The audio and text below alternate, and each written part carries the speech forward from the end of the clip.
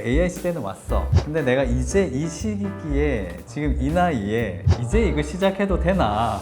정말 이게 많이 바뀌었어요, 답변이 시기마다. 근데 지금은 좀 어렵지 않을까? 2015년에 MBN Y 포럼에 갔었는데 당시에 알파고가 되게 이슈가 되던 시기였거든요. AI가 막 앞으로 뭐 할 거다, 기술이 뭔가 하고 있는 거를 보니까 기술 없이는 안 되겠다.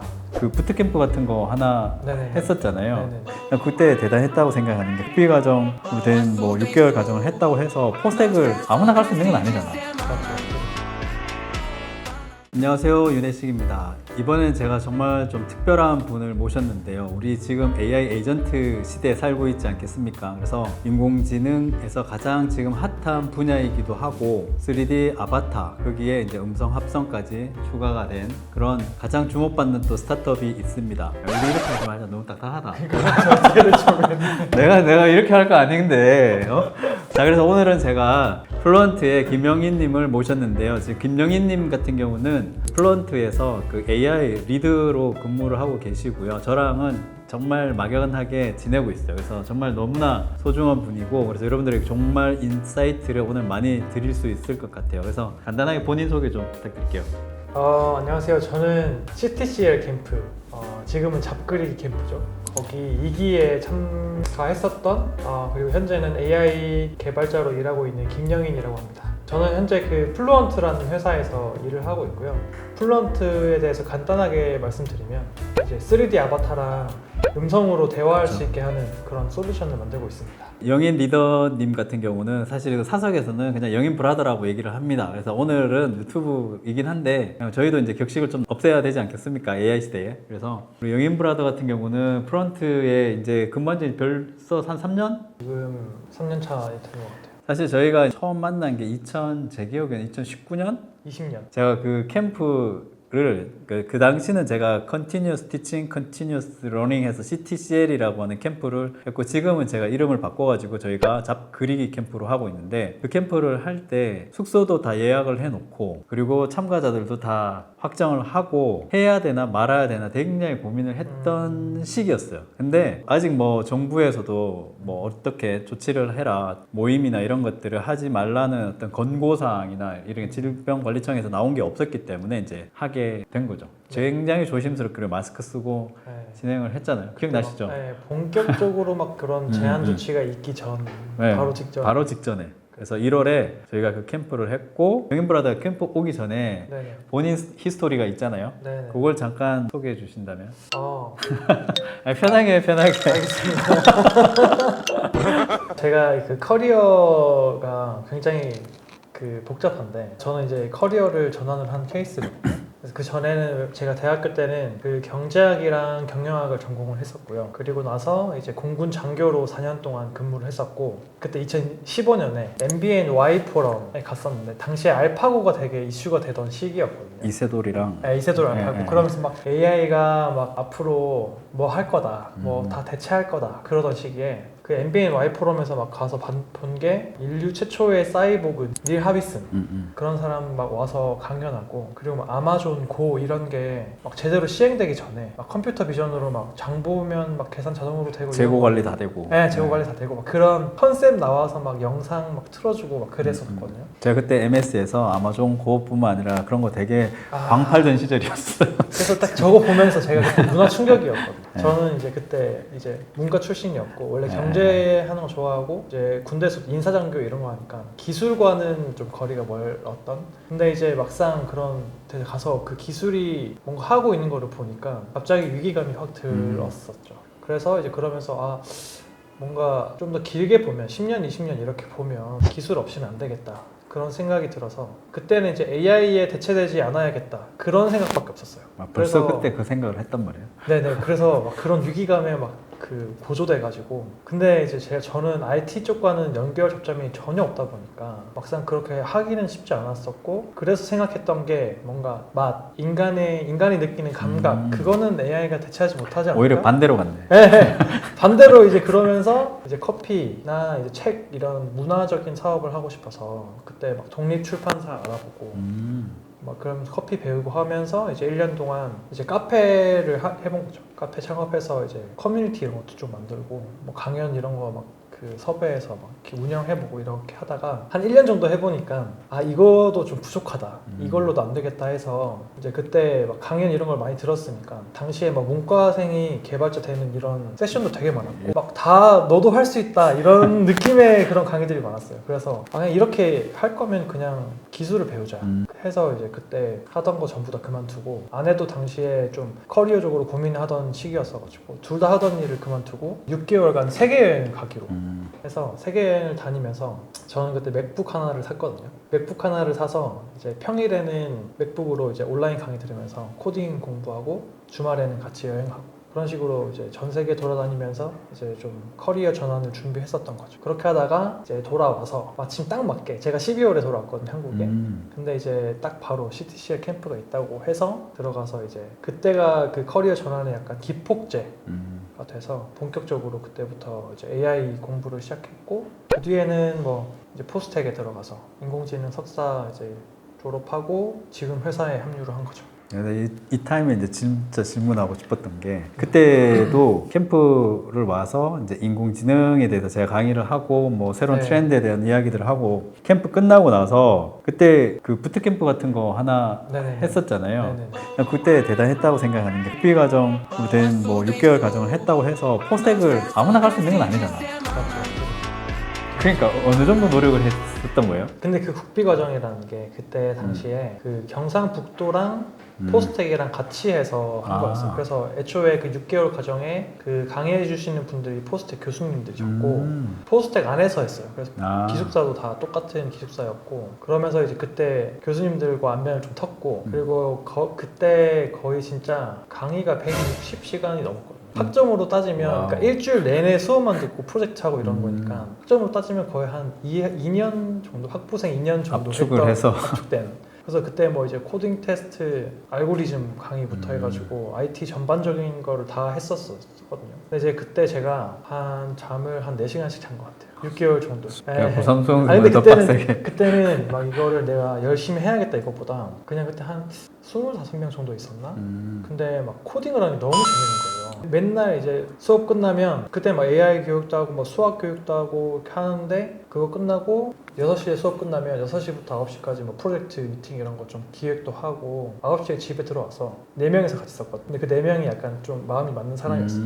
9시부터 코딩 테스트, 알고리즘 테스트 열어가지고 그때부터 문제를 풀기 시작하는데 하루에 2문제인가 뭐 이렇게 풀었어요. 근데 이제 서로 경쟁이 되니까 이거 풀 때까지 안 잔다 해가지고 막 새벽 막 3, 4시까지 하다가 자고 아침에 9시 다시 가고 그렇게 지냈죠. 그러니까 이게 분위기라는 게 또 되게 중요하잖아요. 네, 분위기도 되게 중요하죠. 근데 되게 그 짧은 시간에 그걸 했다는 것 자체가 대단하다고 생각이 드는 거죠. 요즘도 사실 부트캠프는 많기는 한데 그렇게 또 그 부트캠프 내에서 뭐 좋은 친구 만나는 게 또 쉽지는 않은 것 그런 같고 커뮤니티 만나는 게 진짜 그러면 그 친구들이랑 다 같이 대학원으로 또 일부는 갔을 거고 그렇게 해서 포스텍에 있다가 또 교환학생으로 또 카네기를 갔잖아요. 그러면 그 중에 친구들도 같이 간 친구도 있어요? 같이 갔던 친구는 없고 사실 석사로 간 거는 저랑 다른 친구 한 명밖에 없었고 뭐 나머지는 지금도 그 포항공대 연구소 있거든요. 인공지능 연구소 이제 거기에 몇 명 갔고 뭐 대기업 간 친구들도 꽤 많고. 대학원 때는 뭐 어떤 전공을 하게 된 거예요? 대학원 때는 그 생성 모델 위주로 연구를 했고 그 당시 제가 졸업 논문으로 썼던 게 음성 기반으로 3D 모델의 그 입모양을 생성하는 연구를 했었어요. 그래서 사실 이제 그게 지금 제가 하고 있는 회사에서 하고 있는 일이랑도 연결되기도 하는데 근데 그때는 뭐 음성 합성 이런 쪽으로도 하고 주로 음성 관련된 생성 모델들을 연구를 했었어요. 이 채널 보는 분들이 또 취준생 분들이 되게 많아요. 그러다 보니까 이게 바리스타를 하시다가 바리스타 업무에서 갑자기 AI로 물론 그 전에 이세돌 충격받고 또 고민하고 네. 공부하고 해서 넘어온 것도 있긴 한데 네. 근데 이걸 과감하게 접고 AI로 가야겠다는 결정적인 뭔가 계기가 있었나요? 애초에 출발 자체가 AI에 대체되지 않기 위해서였잖아요. 그리고 기술이 반드시 필요하다. 그런 생각을 가지고 사실 커피는 본질적인 해결책이라기보다는 대안을 선택한 거였잖아요. 근데 그 커피나 뭐 이런 문화 사업을 하려고 할 때도 성공을 하려면 정말 열심히 해야 되고 배워야 되는 게 많다 이렇게 생각을 했는데 어차피 이렇게 열심히 할 거면 그냥 진짜로 하고 싶은 거를 해보자 이제 그런 마음이었어요. AI로 대체가 되지 않는 거를 열심히 하는 게 아니라 AI 자체를 다시 네네네. 열심히 그냥, 한번 해보고 네. 어차피 네. 이걸 하더라도 열심히 해야 되고 성공을 네, 하려면 네, 네. 그것도 지금 그 당시에는 어려워 보였습니다. IT라는 게 제가 뭐 쉽지 베이스도 않아 없고 보였어요. 백그라운드도 전혀 없다 보니까 약간 막연한 그런 두려움 같은 게 있었는데 근데 이제 뭔가 1년 동안 진짜 약간 야생이잖아요. 그렇죠. 야생 속에서 막 그렇게 열심히 하면서 뭘 해도 어차피 힘든데 힘든데 네.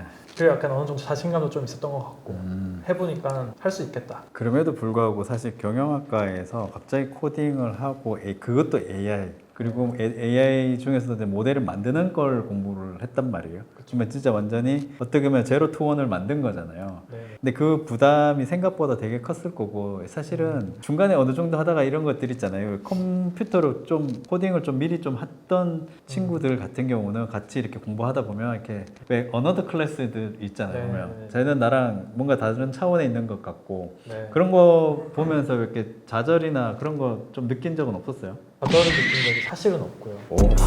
그러니까 이게 그런 사람들이 없었다는 게 아니고 제가 원래 다른 사람이랑 저를 비교를 안 하려고 이 많이 포인트 너무 중요하다. 네, 하는 편인 것 같아요. 그러니까 분명히 기죽고 그런 건 있었겠지만 그래도 애초에 뭔가 비교해서 막 좌절하고 이렇게는 안 하려고 하는 편이었던 것 같고 오히려 그냥 저는 그런 게 중요했어요. 이 코딩이라는 게 과연 나랑 잘 맞나 그런 고민을 많이 했는데 아까도 말씀드렸다시피 저는 그 코딩 테스트 이런 거 준비하면서 너무 재밌는 거예요. 그러니까 저는 원래도 신기하다. 약간 문과긴 한데 수학을 좋아했거든요. 고등학교 때. 영어랑 국어는 언어는 잘 못했고 수원이긴 하지만 제가 수학은 항상 이제 그 1등급 백분율 하면 100% 오. 이렇게 나왔었는데 문과에서 1등급. 네, 문과에서 그러다 보니까 뭔가 이 코딩이라는 게 저한테 정말 잘 맞다. 뭔가 이 문제를 찾고 이거를 소프트웨어로 해결한다. 그리고 뭔가 이렇게 뭔가를 만들어낸다. 이런 게 잘 맞았던 것 같고 개발자 문화에도 약간 매료가 됐었던 오픈 소스를 그렇죠. 이렇게 뭐 사람들 그냥 공개하고 서로 막 민글하고 막 그런 재밌고 공유하고 막 내 거 인정해주고 그 개발자들의 그런 특유의 네. 그거 있잖아요. 내가 이거 하고 있는 거 너무 좋은데 네. 써봐. 네, 알려주고 막. 알려주고 싶고 네, 그런- 설명해주고 싶고 네, 그런 문화가 저랑 잘 맞지 않았나? 어떻게 보면은 이게 문과 이과를 나누는 게 요즘 시대에 사실 안 맞는 거긴 한데 이과 가서 코딩이든 그런 IT 관련된 공부들을 했으면 오히려 더 빨리 본인 그 진로를 찾았을 수도 있겠다 그쵸. 라는 생각 안 해봤어요? 많이 하죠. 네. 그래서 제가 그런 아쉬움이 좀 있어요. 후회는 잘 안 하는 편인데 대학교 때부터 컴퓨터 공학에 들어갔었으면 이렇게 컴퓨터 사이언스 관련된 거를 애초에 내 베이스로 삼았으면 어떻게 됐을까? 약간 그러면 제 생각에는 뭐 이렇게 석박 바로 해서 좀 더 재밌는 일을 할 수 있었을 것 같기도 하다. 약간 바리스타 안 하고 바리스타 안 하고 막 그런 일련의 그 어떤 커리어를 찾는 적성을 찾는 이런 과정이 오히려 다른 걸 할 수 있었을 것 같다는 생각은 들어요. 근데 오히려 바리스타를 했기 때문에 이게 진짜 내가 이거 하고 싶어 하는 거구나를 발견했을 수도 있어요. 그렇죠, 그렇죠. 제 생각은 그래요. 그래서 저도 지금 제가 백그라운드가 다양하다 보니까 거기서 얻는 저만의 장점들이 있지 않을까 라는 생각을 많이 하고 그러니까 사실 저는 그 AI 개발자 이렇게 포지션이 되어 있긴 하지만 기획도 많이 하거든요. 그러니까 비즈니스적인 그런 거는 이미 대학교 때 많이 해봤으니까 그래서 이 제품을 개발할 때도 제가 기획에 많이 참여하고 제 목소리를 많이 내기도 하고 근데 이렇게 개발을 실제로 하는 사람이 기획에 참여해서 이렇게 의견을 주면 그게 사실 반영될 가능성이 되게 크거든요. 실제로 도움이 될 확률도 크고 그런 식으로 많이 좀 저만의 어떤 그런 걸 찾으려고 많이 하고 있습니다. 오케이. 사실은 아까도 질문을 드리기는 했는데 청년분들이나 그리고 이직을 하려고 하시는 분들이 가장 고민되는 게 그거잖아요 사실은 AI 시대는 왔어 네네. 근데 내가 이제 이 시기에 지금 이 나이에 네네. 이제 이거 시작해도 되나 이 고민들 진짜 많을 거거든 근데 네, 이미 뭐 맞아요. GPT-5 요번에 나온 거 보면 뭐 저만큼 불과 3년 만에 엄청나게 발전을 했고 내가 이제 여기 이 산업에 들어와가지고 내가 자리 잡을 곳이 있을까라는 고민들을 진짜 많이 할 거거든요. 본인도 벌써 5년 전이네. 5년 전에 네. 인공지능이 이제 막 본격적으로 꼽히기 전에 사실에 들어간 거잖아. 네네. 그래서 그나마 어떻게 보면 해피한 케이스일 수도 있는데 맞아요. 지금은 이미 막 코딩하는 사람들이 뭐 신입 직원들 안 뽑는다, 기존 직원들도 뭐 줄인다 이런 뉴스들이 계속 나오고 있는 상황에서 지금 이렇게 이 시장에 들어와도 되나라는 생각 어떻게 생각해요? 이거는 그냥 개인적인 생각. 이거에 대한 질문도 워낙 많이 받기도 그러니까. 했고 정말 이게 많이 바뀌었어요. 답변이 시기마다. 근데 지금은 좀 어렵지 않을까? 어렵지 않을까? 어렵지 않을까라는 생각이 들어요. 그러니까 불과 한 2년 전만 해도 2, 3년 전만 해도 제가 적극적으로 AI 관련된 커리어 전환 하시라고 그러니까 나이 상관없을 것 같다 해서 주변에 하신 분들도 좀 있고 한데 작년부터는 취업하는 게 정말 어려워졌다라는 좀 생각이 들었어요. 그래서 막상 이제 부트캠프나 이런 걸 하시긴 하셨는데 취업이 잘 안 되는 경우가 실제로 좀 있었고 근데 올해는 그게 더 심하지 않을까? 올해는 더 심할 거라고 생각을 하는 게 이제 클로드 코드, 바이브 코딩 이런 게 생기면서 진짜 올해는 그 한 사람이 할 수 있는 그 생산성이 비약적으로 늘어났고 계속 늘어나고 있어서 사실 저희도 채용을 올해부터는 아예 중단했거든요. 일단 내부의 인원들이 이 AI 전환하는 것부터가 쉽지 않아요. 지금 막 저희도 개발자들 전부 다 지금 클로드 코드, 바이브 코드 이런 걸 하면서 매주 모여서 어떻게 하는 게 더 좋았냐 이런 거 나누고 있거든요. 근데 막 지금 할 수 있는 게 너무 많아지니까 지금 버거워요. 내가 일주일 만에 전에는 막 한 달, 두 달 할 거를 막 일주일 만에 막 만드니까 다들 지금 막 신나가지고 이것도 해보고 신나서 막 나 이것도 할 수 있고 저것도 할 수 있고 막 그런 자신감에 막 차 있고 그런 상태에서 뭔가 내부적인 정리가 다른 기업들도 먼저 있어야 되지 않을까? 이 AI를 어떻게 시스템으로 녹이고 생산성을 좀 더 올리는 그 AI 베이스 그 AI 네이티브 팀을 만드는 게 더 중요하다 보니까 이게 좀 정착이 되고 나면 새로운 형태의 인재들을 분명히 뽑을 것 같은데 올 연말이나 내년쯤에는 그런 게 생길 것 같고 근데 이제 여기서 좀 고민을 해봐야 될 게 이제 내년부터 졸업하는 그 대학생들은 입학을 할 때부터 챗GPT가 있었고 4년 동안 챗GPT를 일상적으로 써오던 사람들이 가는 거니까 그들과의 경쟁에서 뭔가 이기려면 AI를 훨씬 더 잘 다뤄야 할 것 같다 뭐 이런 생각도 조금 들고 그래서 뭔가 이거를 제가 말씀드리기가 되게 조심스러운 것 같아요. 아니, 뭐 개인적인 생각이니까. 그래서 혼란스러워서 네. 근데 이제 AI로 할 수 있는 게 많으니까 자기만의 길을 좀 찾아가야 되지 않을까라는 생각은 하고 있어요. 그러면 분명히 길은 있을 거다. 근데 좁다. 예전에 비해서는 좁아졌을 수도 있다. 물론 우리가 못 보는 길이 분명히 있거든요. 나는 이제 그게 뭔지에 대해서 항상 고민하는 사람 중에 한 명이긴 한데 미래 일자리라는 것들이 이렇게 보면 전망들을 보면은 사실 사라지는 일자리가 뭐 예를 들어 7개면 새로 생기는 일자리는 한 10개 정도 된단 말이에요. 그러면은 계산을 해보면 결국은 3개가 늘어나기는 해요. 근데 우리가 그 3개가 늘어나는 일자리가 어떤 형태로 늘어나는지 잘 모르잖아요. 네, 그러니까 미래는 불안하고 사라지는 7개는 너무나 명확해 보이고 그 두려움이 또 있는 것 같기는 하거든요. 네네 맞아요. 모바일 시대도 이렇게 복귀를 해보면 인터넷 시대도 복귀를 해보면 제가 예전에 야후 시절에 있었단 말이에요. 그때는 인터넷이 막 해서 홈페이지 만드는 게 열풍이었어. 그러니까 홈페이지만 만들면 그냥 진짜 허접한 이미지 JPG 파일 있잖아. 이미지 태그 HTML에 네네네. 그거에 뭐 그렇죠. 텍스트로 글자만 해줘도 100만 원씩 받던 네. 말도 안 되는 지금 뭐 바이브 코딩으로 3분이면 만들 홈페이지를 물론 한 5분 정도 걸릴 겁니다. 근데 진짜 그 정도 홈페이지를 당신은 진짜 50만 원, 100만 원 주고 팔던 시절이었거든. 근데 그 100만 원 주고 팔던 홈페이지 그게 지금 빵 영원이 됐잖아요. 무료가 됐잖아요. 무료죠. 지금도 어떻게 보면 뭐 바이브 코딩이니 뭐 해가지고 이만큼 했던 그 기술의 장벽들이 한 2, 3년 지나면 이 밑으로 떨어지지 않을까. 그죠? 네. 그러면 이제 이게 떨어졌을 때 그 다음에 이제 생겨났던 게 이제 카페24나 막 이런 것들이었어요. 쇼핑몰.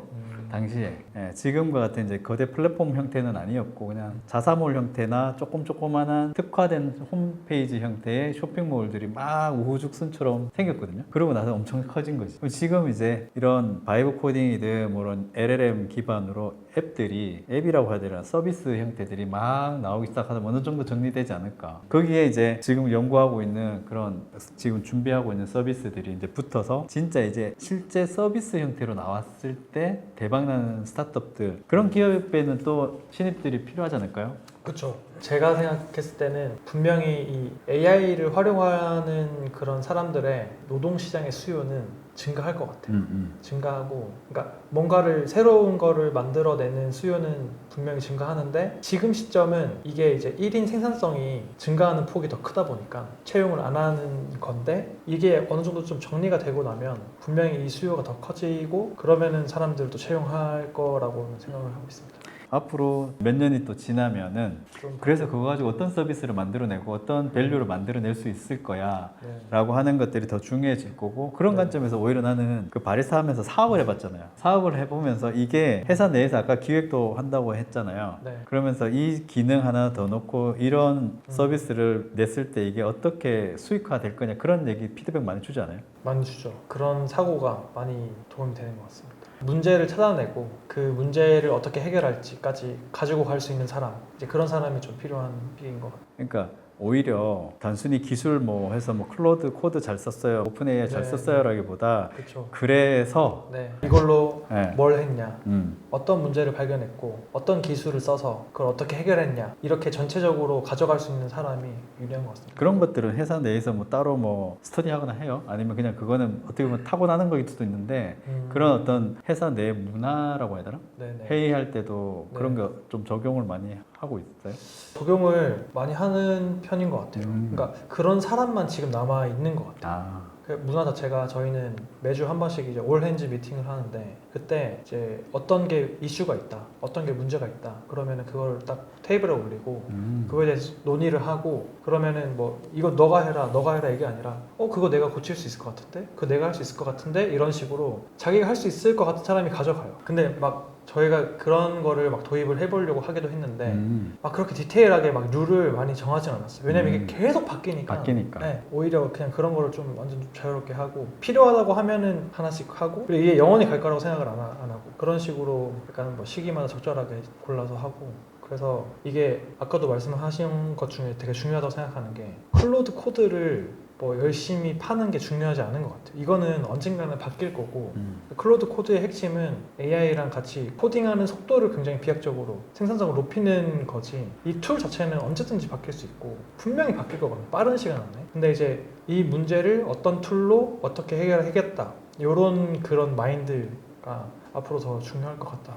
되게 중요한 포인트인 것 같아요. 내가 강연하면서도 그 앞으로 미래 기업의 형태가 그 마이크로소프트랑 링크드인이 올해 발표했던 워크트렌드 인덱스 리포트에 보면 프론티어 기업 나오거든요. 네. 그러니까 AI를 잘 활용해서 기업 업무 프로세스 전반을 다 바꿔가지고 인공지능화된 기업, 그러니까 인공지능을 정말 잘 쓰는 기업이죠, 한마디로. 네네. 그러려면은 되게 중요한 게 아까 얘기했던 CEO 마인드셋이 되게 중요한 거예요. 이거 내가 할게 그냥. 네네네. 이게 이미 되어 있는 회사인 거네, 네. 프론트는. 그러니까 어떻게 보면 앞으로 기업이 가야 될 방향이 약간 그런 것 같아요. 옛날에는 모든 정보를 대표님들이나 C레벨 임원들이 다 들고 있었잖아요. 그쵸. 그 노하우 네. 다 들고 있었는데 이제 뭐 AI 나오면서 이 노하우가 경쟁력을 점점 사라지고 네. 오히려 빠르게 적용시키고 네네. 빠르게 검증해보고 그리고 또 새로운 거 도입하고 이게 더 중요해지잖아요. 그렇죠, 그렇죠. 예. 사실 챗GPT가 등장하면서 정보의 제한된 정보라는 게 사실 없어진 것 같아요. 뭔가 노하우, 나만의 노하우 그런 게 뭐 크게 의미가 있나? 어차피 그런 정보들은 이미 널려 있는 거고 거기서 내가 어떤 거를 선택해서 어떻게 나의 이야기로 가져갈 거냐 이런 게 중요하기 때문에 약간 업무에도 우리가 보통 뭐 서사 얘기, 나레이션 많이 얘기하잖아, 스토리텔링. 업무에도 서사가 필요한 시대가 된 것 같아 이제. 내가 왜 이 기술을 차용을 했고 네네. 도입을 했는지 네. 이게 어떤 결과를 가지고 올 건지 네네. 이게 어떻게 보면 기획이긴 한데 이게 옛날에는 사실 기획자들만 하던 영역이잖아요. C레벨이나 대표님들이. 네. 이게 개발자든 이제 디자이너든 모든 스텝 직군들도 나만의 서사를 만들어 가야 되는 시대가 아닌가. 아 근데 이게 저희가 규모가 작은 스타트업이다 보니까 가능한 구조인 것 같기도 한데 그래서 이게 사실 이렇게 되면서 그 네트워킹 비용이 많이 줄어들었거든요. 저희가 그 회사가 막 20명 이렇게 넘어갈 때는 네트워킹 하는데 시간이 너무 오래 걸렸어요. 20명밖에 안 됐는데도. 근데 지금은 한 10명 정도로 줄었는데 그러다 보니까 네트워킹 하는데 드는 시간이 획기적으로 줄어들었고 그 클로드나 이제 챗GPT로 한 사람이 A부터 Z까지 좀 맡아서 하다 보니까 그게 오히려 더 퀄리티도 좀 좋고 효율성도 훨씬 높아졌다. 근데 이게 규모를 그럼 어떻게 키울까 하는 거는 조금 더 고민되기는 하는 영역인 것 같습니다. 오히려 근데 제가 봤을 때는 이제 AI 시대는 진짜 사람 채용하는 게 극도로 조심스러워지는 시기잖아요. 네. 채용이라는 게. 거기 리포트에서 제가 되게 충격받았던 게 소피파이 CEO가 아, 네. 얘기했잖아요. 네. 왜 사람 뽑아야 되는지 납득을 시켜라. 그러니까 AI로 대체되지 않는 사람을 왜 뽑아야 되는지. 그러니까 그러니까 그걸 납득을 시켜야지만 사람을 뽑아주는 거. 그렇지 않으면 다 그냥 AI 구독료 내가지고 쓰라는 알겠다. 거잖아. 네. 쉽게 얘기하면. 네. 네. 그 최근에 바뀌었는데 보셨어요? 아, 그것도 바뀌었어요? 그렇게 해서 이제 사람 안 뽑겠다 했잖아요. 근데 최근에 지난주인가 제가 글을 읽었는데 인턴을 뽑는다. 오히려 이제 뭐 기존에 뭐 시니어 레벨 뭐 이렇게 하는 것보다 인턴들이 AI를 훨씬 더 잘 쓰게 빠르게 되고 흡수하니까. 네, 기존에 하던 거 사람을 AI 쓰게끔 하는 것보다 AI 네이티브인 사람을 뽑아서 일을 시키니까 훨씬 효율이 좋다. 그러니까 이게 계속 바뀌어. 맞아요. 계속 바뀌어요. 이런 게 맞다라고 얘기했다가 또 해보니까 아닌 것 같고. 그러니까 또 제가 아까도 바뀌고. 채용 관련해가지고 얘기했던 게 오늘과 내일이 다르다 보니까 그래서 그 세계 경제 포럼에 보면 그 보고서도 되게 또 충격이었던 것 중에 하나가 AI 리터러시만큼이나 중요한 게 플렉서빌리티, 레질리언스. 네, 예, 이게 유연한 사고랑 이게 탄력적으로 뭔가 생각하지 않으면 지금 시대는 되게 적응하기가 힘든 것 같아요. 맞아요. 내가 이거 대학원까지 박사과정까지 내가 배운 게 이건데 왜 이걸 내가 버리고 새롭게 뭘 해야 돼? 뭐 맞아요. 이런 거 있잖아. 네. 한마디로 곤조지 곤조. 그걸 버려야 된다. 네. 아까 이게 못한 이야기 계속 하면은 그 바리스타를 그만두고 또 6개월 세계 여행할 때 우리 또 공통 분모가 있잖아요. 네네네. 산티아고로 갔잖아. 산티아고. 산티아고 순례길. 산티아고로 왜 갔습니까? 아, 왜 갔냐? 아, 왜 갔는지 지금 사실 기억이 안 나는데 그때 저희가 그 여행 컨셉이 한 달 살기였어요. 그래서 뭔가 그 디지털 노마드를 꿈꾸면서 네. 디지털 노마드 성지라고 하는 곳을 위주로 한 달씩 살아보자 하면서 치앙마이, 뭐 베를린, 그리고 발리 이런 데서 한 달씩 살았는데 딱 그 산티아고 순례길이 중간이었거든요. 그래서 뭔가 사실 이게 커리어적인 고민 때문에 한 여행이기도 하고 그때가 29살이어서 앞으로 뭘 해야 할까 이런 고민하면 떠오르는 그런 느낌의 여행이잖아요. 그래서 이제 사실은 와이프가 주도적으로 계획을 했고 저는 알겠다 같이 가자. 그래서 33일간 840km를 걸었습니다. 뭐 나보다 더 걸었네. 저는 프랑스 생장에서 출발해서 너도 생장에서 갔는데. 그 프랑스 800km, 800km. 800km. 아, 그러면 그 끝까지 피네스테까지 간 거예요? 네. 그까지? 네네. 난 거기는 버스 타고 갔거든. 아, 힘들어서. 아 중간에 저도 버스 탄 적은 있었는데 그래도 어쨌든 거리로 하면 840km. 거기가 마지막 3일 코스 혹은 빠르면 이틀. 그 예. 산티아고 성당에서 그 피네스테까지. 그래서 거기 가면 이제 왜 산티아고 가는 길에 보면 그 네네. 표지석에 보면은 몇 킬로 남았는지 계속 네. 도로마다 있잖아요. 네. 거기 가면은 마지막에 거기가 0킬로 나와. 아 거기가 0km 나와. 네. 그걸 보면서 울었잖아. 아, 감동해서. 대표님 혼자 가신 거죠? 그때? 혼자 갔죠. 아, 네. 그때 막 수염도 이만큼 나오고 막 공항에서 아내가 딱 맞이했는데 아내가 냄새 난다고. 산티아고에서 보통 하나씩 뭔가 느끼는 게 있잖아요. 본인은 그 한 달 기간을 걸으면서 이제 그때 이제 진로에 대한 인생에 대한 고민을 하면서 갔잖아요. 네. 혹시 그때 나 이거 하나 깨달았다 이런 거 있어요? 제가 그때 느꼈던 거는 사실 뭐 저는 막 거기 가면서부터 인생에 막 어떤 그런 고민이 많거나 그런 건 없었어요. 그냥 당시에 이제 맥북 들고 코딩 공부하면서 그냥 코딩 재밌다 하고 막 나는 이제 커리어 전환할 수 있겠다. 코딩 잘 맞으니까 그런 생각이었는데 그래서 저는 산티아고 처음에는 안 가려고 했거든요. 왜냐면 코딩 해야 되니까. 근데 이제 그냥 가보자 해서 그냥 갔고 근데 걷는데 너무 좋은 거예요. 아침에 그냥 일어나서 새벽에 6시에 신발끈 묶으면서 좀 걷다가 한 9시쯤 카페 들어가서 커피 한 잔 먹으면서 먹고. 그 또르띠아 데 빠따따 하나 먹으면서 부엔 까미노 딱 하고 또 친구들한테 네, 하고 또 막 갔다가 한 3시, 4시쯤 끝나면 숙소에 짐 풀고 좀 홀가분하게 시내에 나가서 술래자 메뉴 하면 와인 한 잔 딱 나 주고 뜨죠 이렇게 물 대신 주는 와인. 네, 그거 이제 먹으면서 좀 이렇게 릴렉스 생각도 하고 릴렉스하고 너무 좋은 거예요. 그런 경험이 매일매일 걷고. 근데 왜 이게 다른 여행보다 특별하게 좋을까를 생각을 했거든요. 이유를 그때는 잘 몰랐는데 딱 끝나고 나서 생각해보니까 이 목적지가 명확하잖아요.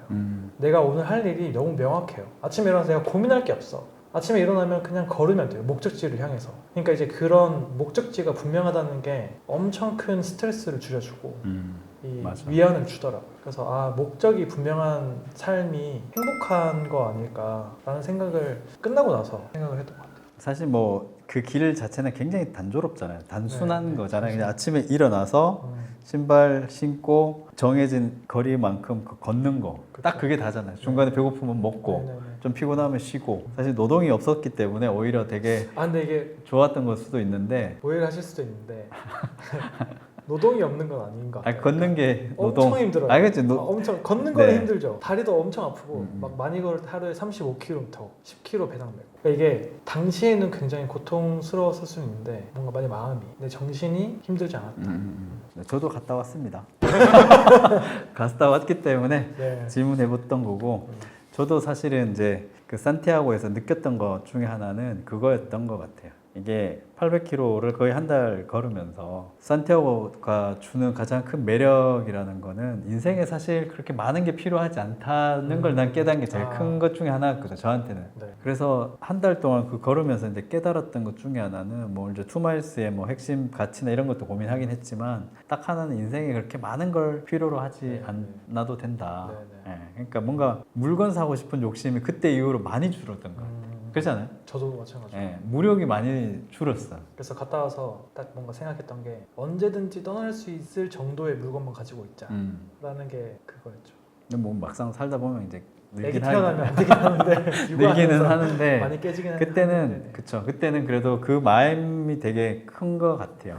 그래서 방송 보시는 분들도 청년분들이라면 한번 추천. 아 저는 진짜 20대 때 조금 여유 있을 때 무조건 가면 좋겠다. 한 달의 여유 기간이 있다면 고민하지 않고 순례길을 가는 것을 추천드립니다. 그리고 그렇게 갔다 오고 나서 본격적으로 AI 공부하기로 마음 먹고 우연히 또 저의 지인이자 본인의 지인을 네네. 통해 가지고 캠프 오신 거잖아요. 네네. 캠프로 왔는데 우리 영인브라더 그렇게 와서 2박 3일 어떻게 보면 되게 짧잖아요. 짧죠. 되게 짧은 시간에 사실 뭐 사람들이 그런 얘기 하거든. 캠프 와가지고 뭐 바뀌면 얼마나 바뀌겠냐. 그런 얘기도 많이 한단 말이에요. 본인한테는 이 2박 3일이라는 기간들을 시간을 보내면서 어떤 게 변화가 됐는지 전과 후를 한번 비교하면 어때요? 아까 제가 이제 그 처음에 IT로 진입하기 어려웠던 이유 중에 하나가 물어볼 사람도 없고 주변에 백그라운드가 없는 거였잖아요. 근데 그 캠프 때 만났던 분들, 사실 학부생들도 시니어 레벨의 그 현업에 계신 분들을 만날 기회는 없잖아요. 근데 이제 그분들이 오셔가지고 직접 막 멘토 해주시고 멘토링 해주시고 그 캠프 끝나고도 막 계속 연락 주고 받으면서 멘토링 해주시고, 그리고 동기들 같이 했던 그 20명 정도의 동기들이랑 막 어떻게 하면은 여기서 커리어를 좀 이렇게 할 수 있을까 하는 그런 고민 이런 거를 나누면서 약간 동지애 이런 것도 좀 있고, 그런 짧은 2박 3일이지만 커뮤니티가 생겼다는 게 저한테는 진짜 큰 힘이 됐던 것 같아요. 하나의 예시로 제가 그 교육 6개월간 교육했다고 했잖아요. 근데 뭐 거기서 프로젝트 같은 거 할 때 제 멘토가 있는데 MS에서 다니신 분인데 제가 한번 그분께 연락드려 볼게요. 이렇게 한마디 할 수 있는 게 사실 되게 큰 힘이 되는데 그런 거를 그때 만들 수 있었다고 생각을 해요. 그리고 그게 뭔가 제가 커리어를 할 때도 되게 큰 도움이 됐습니다. 사실 뭐 직접 뭐 물어보는 게 빈도는 별로 안 되더라도 그러니까 네네. 물어볼 사람이 있다는 것 그쵸. 자체가 그게 되게 큰 건 것 같아. 그래서 사실 그 캠프를 디자인하면서 가장 고민했던 게 이 멘토분들도 약간 그런 저와 비슷한 결을 갖고 계신 분들을 그쵸. 제가 진짜 한 분 한 분 만나면서 설득한 네. 거거든요. 그러니까 네. 청년들이 진짜 삶이 어떤 답답할 때 막막할 때 와서 한 번이라도 물었을 때 예를 들어 가볍게 커피챗 해주실 수 있는 여유가 있으신 그분들이 이제 저희 멘토 그룹에 있다 보니까 그분들이 와서 사실 너무 고맙죠. 자기의 굉장히 소중한 시간들을 하루 내서 정말 처음 만나는 멘티 분들하고 이렇게 얘기를 해주는 거, 그리고 그게 끝이 아니고 요즘도 가끔씩 연락 오거든. 누구누구가 지금 계속 연락해서 계속 또 이런저런 또 조언해주고 있다라는 이야기 들을 때마다, 그러니까 저는 이제 이 장을 만드는 거고 네. 그 다음에는 이제 같이 커가는 거죠. 같이 성장해 가는 게 되게 중요한 것 같아요. 당시에 그때 멘토분들도 그때 한 10분? 엄청 많이 오셨었잖아요. 그때 16명 왔어요. 네, 그렇죠. 이게 멘티가 20명, 네. 멘토가 16명. 네, 그런 분들을 그렇게 많이 만나는 게 사실 쉽지 않으니까 그런 게 정말 좋았던 것 같습니다. 네. 그래서 되게 그 친구들하고 그 관계 속에서 이렇게 캠프가 줬던 것 중에 하나가 내가 봤을 때는 제 말 그대로 커뮤니티 힘인 것 같아요. 네네. 우리 MS 이소영 이사님 쓴 책에도 있지만 홀로 성장하는 시대는 이제 끝난 거거든요. 예, 아까 얘기했지만 오픈 소스도 얘기하고 했지만은 같이 이제 성장하는 시대. 물론 그런 정말 너무 탁월한 사람은 메타나 이런 데 데려가겠지. 연봉 1조 주고. 그건 이제 그들만의 이야기인 거지만 일반적인 거는 혼자 성장하는 거는 쉽지 않다. 네네. 아무리 정보가 공개되어 있어도. 제가 근데 그 미국에서 한 학기 카네기 멜론에서 있으면서 느꼈던 것도 비슷한 거였는데, 뭔가 수업도 되게 프로젝트 단위로 많이 하고 그래서 이제 프로젝트 팀을 4인으로 꾸려야 되거든요. 근데 그런 거를 팀을 찾는 거를 학생들이나 되게 열심히 해요. 나 이런 거 할 줄 알고 나 이거 하고 싶은데 그쵸. 같이 할 사람 막 해서 막 글 올리고 막 찾고 그리고 수업도 조교들이 이제 프로젝트 이런 거를 많이 도와주잖아요. 그러면은 이거 왜 어떻게 계획했어? 뭐 어떤 문제가 있어? 하면서 이거를 막 알려주기만 한다기보다 토론을 되게 많이 해요. 논의를 하면서 아 너 그렇게 생각했구나. 이거 되게 아이디어 좋다. 그러면서 내 거 연구도 한번 해봐야겠다. 막 이런 식으로 같이 뭔가를 나누는 게 되게 일반적인 자연스러운 거였거든요. 그래서 그때도 제가 함께 성장하는 게 정말 중요하다고 느꼈었습니다. 그러니까 내가 모르는 걸 감출 필요도 없고 네네. 내가 안다고 또 이걸 움켜쥘 필요도 없고 네네. 근데 네. 이게 그 한국인들이 잘 아, 그게 되게 어려운 부분인 어렵죠. 거죠. 네. 사실 오픈마인드가 말은 쉬운데 그 네네. 오픈하는 게 사실 네네. 쉽진 않은 것 같고 근데 진짜 AI 시대에는 정보가 공개돼 있다 보니까 그런 마인드셋이 사실 너무나 필요한 것 같기는 해. 예. 사실 현재 인력으로 그런 빅테크랑 경쟁하는 게 버겁지 않는지 나 이게 되게 궁금하더라고요. 일단 제가 생각했을 때 스타트업은 절대로 대기업이랑 경쟁을 해야겠다는 생각을 할 수가 없잖아요. 이 스타트업이 살 수 있는 길은 사실 그 거인의 어깨에 올라타는 것밖에 없다고 생각하거든요.